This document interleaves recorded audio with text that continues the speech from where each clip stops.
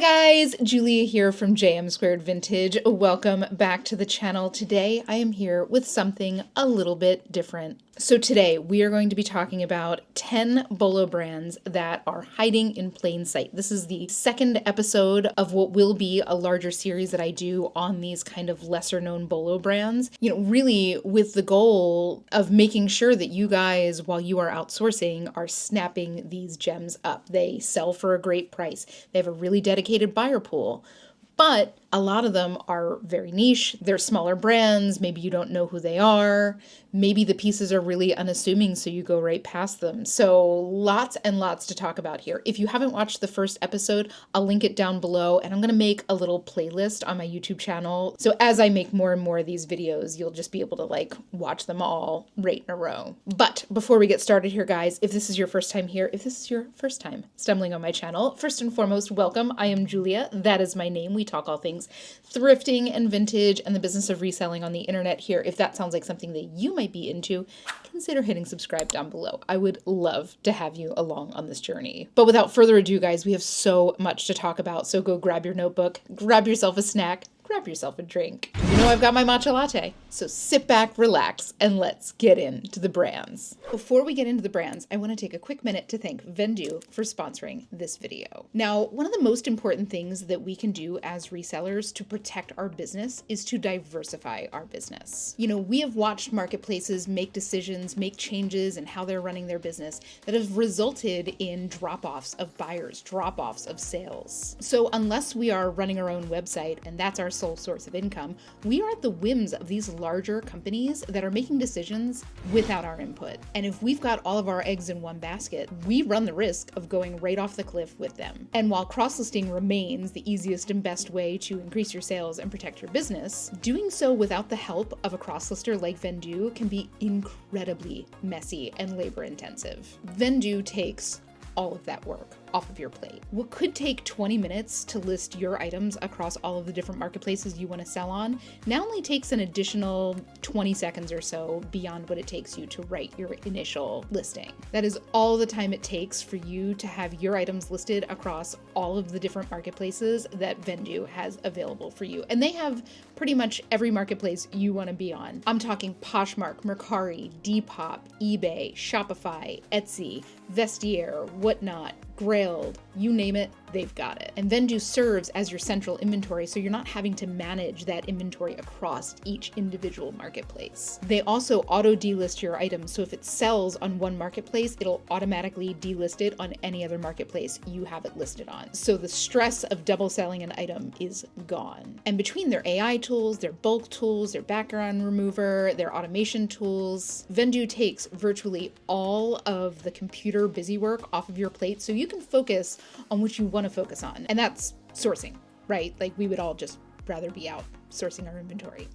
Me too. So guys, I cannot recommend Vendu enough. I have been using Vendu since basically day one of my reselling journey, and I literally could not do what I do if I didn't have Vendu on my side. So if you want to give Vendu a try and diversify your business, click the link in the description down below and take 25% off of your first month. I've said it before and I will say it again. You will wonder why you haven't done it sooner. Now, let's get into those brands. Okay, so the first brand we are going to talk about today is Ksubi. And I don't know if I'm saying that right. In fact, you know what? I'm just going to put out a blanket statement that I will probably butcher more than one word in this video. I read a lot, and that's how I learn words. So I'll do my best. And if I'm wrong, please do let me know how to say it right because I do like to correct myself. So anyway, Ksubi is where we are getting started. So Ksubi is based out of Australia and they have a very distinct look to their clothes. Lots of denim, very streetwear focused, but lots of denim, lots of hoodies, lots of t-shirts. Very simple pieces. So if you don't know what you're looking at, you could very easily pass them up. I will say though, a lot of their pieces have very interesting details that would probably pique your interest. But if you're just blasting through racks and you see one of these black t-shirts, you're probably going to go right past it. So let me give you a few tips on how to look for their pieces. Number one, they have a pretty distinctive motif, and it's these little plus signs. So if you find a plain black t-shirt, they'll usually have the little plus signs embroidered down near the bottom of the hem. This is from a shirt that I sold a little while ago. One of the things on their shirts that they always have, this is very interesting, and the first time I ever saw it, I thought it was like something was wrong with it. But on the inside, like where the contents tag is, they usually have like a little strap that'll hang down when the shirt's on. So it's just like a little detail that'll help you kind of like sniff it out in a pile. Another thing that you'll see a lot from them that I also thought was a mistake is this little like flap over the back pocket. This is kind of one of their trademarks, and it's kind of on there in the same way that you'll see like a brand tag, at a store in the mall. But this is not meant to come off. This is meant to be worn like with the jeans. So do not cut it off. But it's a really distinctive brand and pretty easy to spot once you kind of have a few of their little like telltale marks on it. You'll see the brand label look like this or like this. And in terms of pricing that you'll get on the resale market, you'll probably get a baseline of about $30 for a t-shirt. I think the black t-shirts that I've sold, like plain black, just crew neck t-shirts, have sold for about $35, and they go up as the designs get a little bit more, ornate. And in terms of like shorts, you'll see 50 and up, jeans, you'll see 70 and up, sweatshirts, 70 and up, and everything I've ever had from them has sold so quickly. You also want to make sure that for this brand in particular, you use the keyword Akubi, ACUBI. This is a style keyword that fits this brand very, very well. So just make sure that if you find a Ksubi piece, you're using Akubi, and you're making sure to photograph all the little details because people really, like this stuff for the details. So keep your eyes out for those little plus signs. Keep your eyes out for that weird little flap over the back pocket. And if you see it, snag it and comfortably pay up for it. Next up, we're going to talk about Rundholz. And I know you log and look heads out there will already know who I'm talking about, but Rundholz, if you are unfamiliar, is a fabulous brand that, in my mind, really kind of marries log and look and true art to wear. They have a lot of the similar like log and look sentiments in terms of the silhouettes and the fabrication, but applied in a little bit more of like an artistic and experimental way. So just like a lot of my favorite minimalist brands, they do a lot of playing with like volumes and textiles, lots of like raw layers. A lot of the pieces are very oversized. And while you'll hear people talk about something being deceptively simple, Rundholz pieces are exactly the opposite. They look simple, but they are deceptively complex and rich and detailed. They have a few different lines that you want to make sure you keep your eyes out for. They have their main line and their black label that'll have labels that look like this. And the one that I really love is the Rundholz Dip line, which will be very clearly branded Rundholz Dip. And with that line, they really experiment with kind of fabric treatments. So interesting methods of dyeing and interesting methods of like distressing a piece. I'm pretty confident that if you have a bead on like really good quality log and look pieces, if you found one of these pieces, even if like the label was removed, it would pique your interest, but just make sure you're keeping your eyes out for it. And when you do find one, that you price it accordingly. For any Rundholz piece, you're really going to be looking at $50 on the resale market at kind of like a bare minimum, and the pieces go well into the hundreds. You can easily see $400 or $500 on a jacket or anything like that. So this is definitely a Bolo brand and one to keep your eyes out for. So do not pass this label, pay up for it comfortably. And if it's a more significant piece, when I say pay up for it comfortably, I'm saying like if they're asking $50, you pay that $50. You will make it back and then some. Rundholz is pure German artistry. Next brand we're going to talk about is Apiece Apart. And Apiece Apart is a really interesting brand. I discovered them the first time by ads targeted at me because clearly they're very much my flavor. Very minimalist aesthetic, not minimalist in the same way that like Rundholz is minimalist. It's more minimalist in like a classically tailored way. Think like the pieces that you buy, one at a time to end up building a capsule wardrobe. Lots of solid colors, lots of great basics, really beautiful, versatile dresses as well. So being based in New York, their entire kind of ethos is built around having like less clothes, but better clothes, things that are versatile, that wear well, that travel well, well, which can be a real thing, and really just giving you those kind of foundational pieces to build that capsule wardrobe. Because if anybody's ever lived in New York, you know exactly how dire the closet situation can be. I really love this brand, and this is on my bucket list to find a piece for myself, and they resell fabulously. In terms of pretty much any piece from them, save for like the t-shirts, you're looking at $50 and up, and again, they can go well into the $100 range. So it's a brand to be on the lookout for sure. Keep your eye out for that label.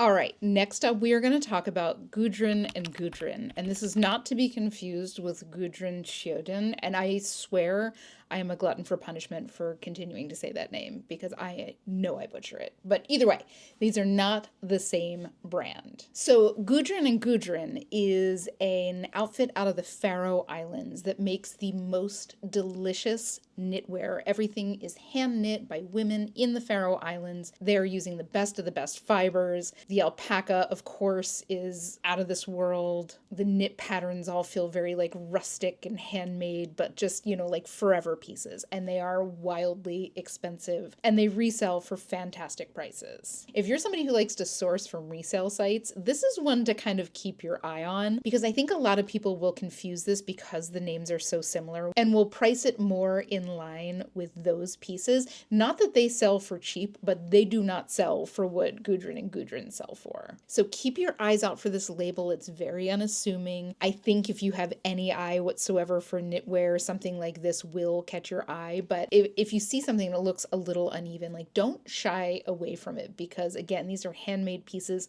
A lot of their pieces are like open knit. A lot of their pieces have kind of like unfinished edge detail or unfinished edge trim. So that's not necessarily a bad thing. I can't tell you the amount of things that I have found that, you know, were maybe left behind because they looked like they were destroyed, but, you know, were quality pieces.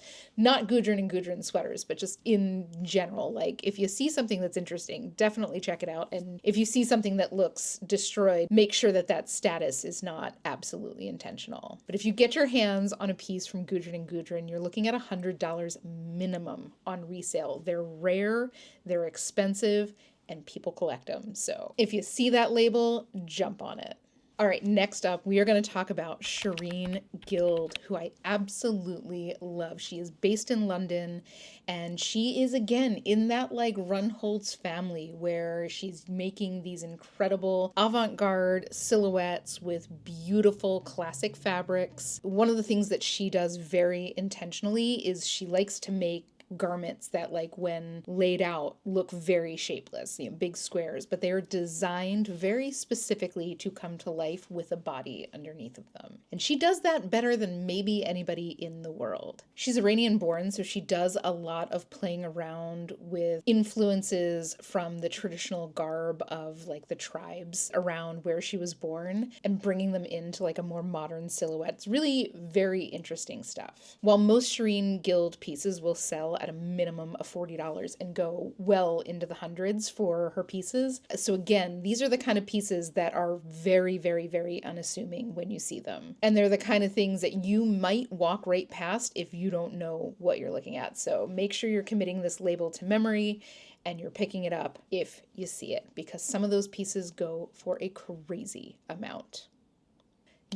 Okay, next up, we are going to talk about Maim Kuraguchi. So, as her last name might imply, she is based in Japan, and she just has such a very distinct look to her pieces. In my mind, when I look at her pieces, when I look at her collections, she really like embodies what avant-garde is in terms of like toying with silhouettes, but in a very like visually soft way. You know, she'll use a lot of sheers. Like right now with sheer pieces being so popular in fashion, like she's having a real moment. Again, something that you could easily go right past because the individual pieces are very simple. The branding is very minimalist. Where it was something like a Rundholz would use like a heavy linen or a wool, Maim Kuraguchi would use something like an organza, which is going to have like a similar body to it. You know, organza and wool are going to have a very similar like stiffness to the fabric, but organza is just visually going to have a much lighter, softer appearance than something in wool. That's kind of the vibe that I get from her pieces. She also takes a lot of inspiration from around Japan. You'll see a lot of like organic details, tonal embroidery of, cherry blossoms. She also has a little bit of a flavor of kind of like imperial era Japan, including like the imperial era that involves, military intervention, right? So I think her stuff is really interesting. I think it's very culturally relevant and it resells for a mint. You're looking at a minimum of $50 on pretty much any piece that she's ever made. And again, well into the hundreds. Now, to note, she has also done a collaboration with Uniqlo, which seems perfectly symbiotic as Uniqlo is, of course, Japanese. Some of those pieces still resell for a pretty good price, but do make sure that if you're like buying online, that you're not, paying hundreds of dollars for like one of the collaboration pieces. And this is like a little tip as well to pick up on new bolo brands. If something like, in particular, Uniqlo or H&M, I think these two really have the best bead on, I don't want to say like emerging designers, these are designers that have been around for a while, but like really kind of up and coming on the scene designers. If they do a collaboration with Uniqlo or with H&M, chances are you're going to see them rising in the racks. So I always keep my eye on them to like see if there's anybody new that I've never heard about that they're collaborating with. It's a new brand to keep my eyes out on. Think about like J.W. Anderson. They did this collaboration with J.W. Anderson for years, and people who were really into like niche fashion knew who J.W. Anderson was, and now he's the creative director of Dior. Like he's helming one of the biggest couture fashion houses in the world, right? So they really kind of caught on with him when he was on the rise. Christophe Lemaire as well, they really partnered with him initially on that Uniqlo U line when he was just starting to kind of like rise the ranks in terms of like awareness of his name. So I always say keep your eyes on Uniqlo's collaboration, H&M's collaborations, and I'll throw Gap in there as well in the mix in terms of like who's kind of got the bead on it. Gap is doing more collaborations with more like mass market brands that are super high in demand in the same way that Target does. But Uniqlo U and H&M are a little bit more on finding those niche avant-garde designers that are really kind of like coming up, where Gap and Target are partnering with more like well-known brands. Either way, keep your eyes out for Maim Kuraguchi. Next up, we are going to talk about Orlebar Brown. Now, Orlebar Brown, if you are unfamiliar with the brand, and doubly so if you are somebody who likes to go to the bins with gloves on, if you don't know that name, I can almost guarantee that you are going right past his pieces. They are so unassuming, classic, lots of real closet staples, polo shirts, long sleeve t-shirts, sweatshirts, pants, but make no mistake about it, they are extremely expensive. For example, just a month or two ago, I picked up this Orlebar Brown merino wool ultra lightweight long sleeve t-shirt. Most likely this thing was made to be like a base layer for skiing. It was that really lightweight merino. It sold in 2 days for $118. So like Orlebar Brown is one of those brands that does not do any real external branding in the same way that like Loro Piana at least used to be. It's very much an if you know brand, but like make no mistake about it, they're owned by Chanel. You know what I'm saying? Like that is their target market. This is the everyday wear stuff for the kind of people that wear Chanel when they go out and about on the town. So high quality basics, no external branding, very minimal branding on the inside as well. This is where you go to buy $375 swim trunks, right? So keep your eyes out for it. You'll probably get about $40 minimum on any Orlebar Brown piece. Maybe a little bit less for a really basic t-shirt, but for anything else, you're looking at a minimum of $40, and chances are you're going to sell that thing within just a few days if you've priced it right. So absolutely, positively commit this label to memory and make sure you're not disregarding those basic white polo shirts, because you never know when one of those plain old polo shirts turns out to be an Orlebar Brown. All right, next up, we're going to talk about one that in particular is a vintage bolo. Although their more modern stuff might also have value, the real value is in the vintage stuff, and that is Cop.Copine. And I don't know if I'm saying that right. It might be like Cop.Copine, whatever. This is a label that is based in France, and they were like the blueprint for like 90s style shirts. When I think about their style from back in the 90s, the first thing that comes to mind is like Charmed. They did a lot of these like all over print, mesh mesh stretch long sleeve t-shirts. They were skin tight. They were known for their prints. I discovered this brand like for myself completely by chance. I was out thrifting and I found this shirt like literally crumpled in a ball on the ground, and I picked it up. I'm like, ooh, this feels really nicely made. And it was a really interesting design. So I did a quick comp search, didn't see much, but I saw enough to know that I was going to take a chance on it. I paid full, thrift price for it. I think it was like $7. And that thing, I had it listed for like 2 days.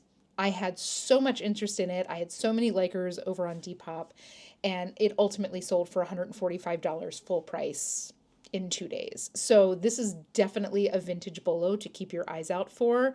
This is one of those things where the pieces will generally be very like insignificant. A lot of the shirts are mesh. You obviously have to check condition. They're very like thin materials, very like slim fit stuff. So they can be very easy to miss if you're not somebody who's going through like every single piece in a bin or on a rack. This is absolutely positively a brand that you have to be cross-listing on Depop, because that's really where the market is for these. I mean, I think that they'll still sell on Poshmark and eBay and stuff, but really the people who are looking for a style like this and are willing to like pay up for a style like this, you'll find them over on Depop. This is a brand that is just so easy to miss. So just remember these words. The branding looks different in a lot of the different shirts, so commit that name to memory.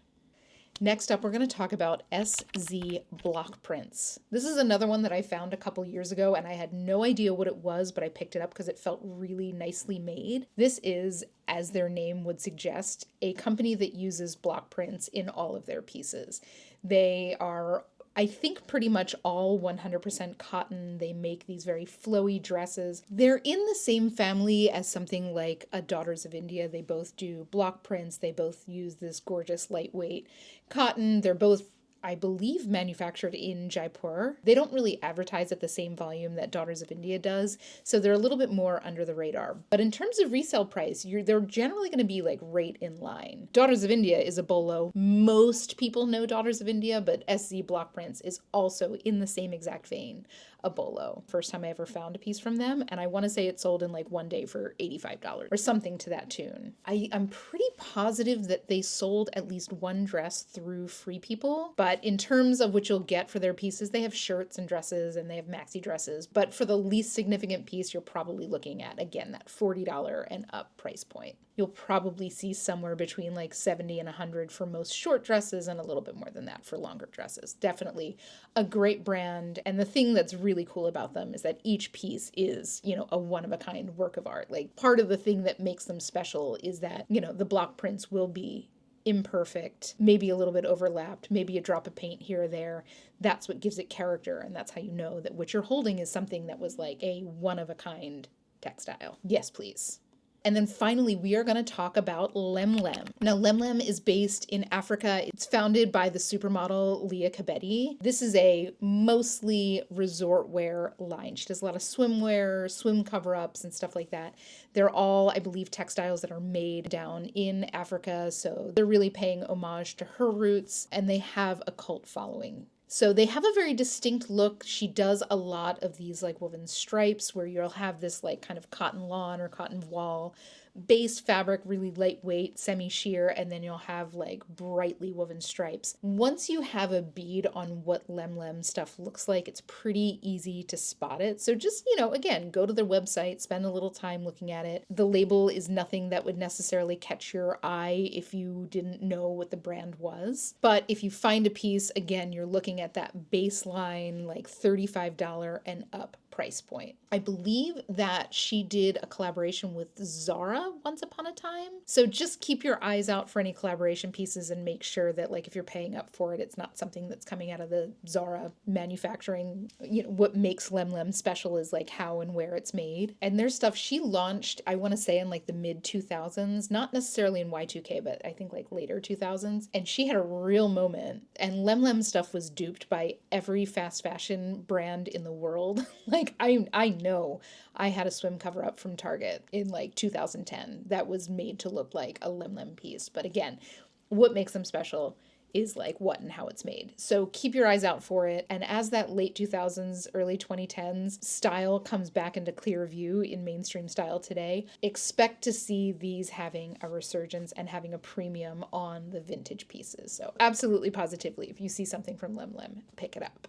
But guys, that is it. That is 10 more Bolo brands that are hiding in plain sight, some really fun brands. Let me know if you have found any of these brands as you've been sourcing. You know, what did you get? What did you list it for? What did you get it for? How long did it take you to sell? Let us know. And I'll tell you guys, I've got a lot more brands on this list, so be on the lookout for more of these videos. Like I said, I'll link the first one down below, and I'll make a little playlist on my channel, so if this is the stuff that you're interested in, you'll just be able to go there and find all these videos. But guys, I hope this was helpful. I hope you had fun. If you did, please consider leaving a like or a comment on this video. Of course, don't forget to hit subscribe. I would love to have you along on this journey. All of that helps me out so much with YouTube. And don't forget, if you want to give Vendoo a try, click the link in the description down below and take 25% off of your first month. Thanks again to them for sponsoring this video. So without further ado, guys, I hope you have the most beautiful week. Happy hunting. I hope you find one of these brands as you hunt this week. And I will see you all in the next.